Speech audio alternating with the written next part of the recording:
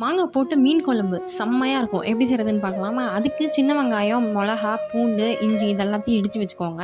இப்போது ஒரு பாத்திரத்தில் எண்ணெய் ஊற்றிட்டு கடுகு பொரிஞ்சதுக்கப்புறமா கொஞ்சமாக வெந்தயம் போட்டு வெங்காயம், கருவேப்பிலை இதெல்லாத்தையும் போட்டு வதக்கிட்டு மிளகா இருந்துச்சுன்னா அதையும் சேர்த்துக்கோங்க. இடித்து வச்ச பூண்டு சேர்த்து நல்லா கிண்டி விட்டுட்டு கூடவே மஞ்சத்தூள், உப்பு, இடித்து வச்ச தக்காளி இது எல்லாத்தையும் சேர்த்து நல்லா வதக்கி எடுத்துக்கோங்க.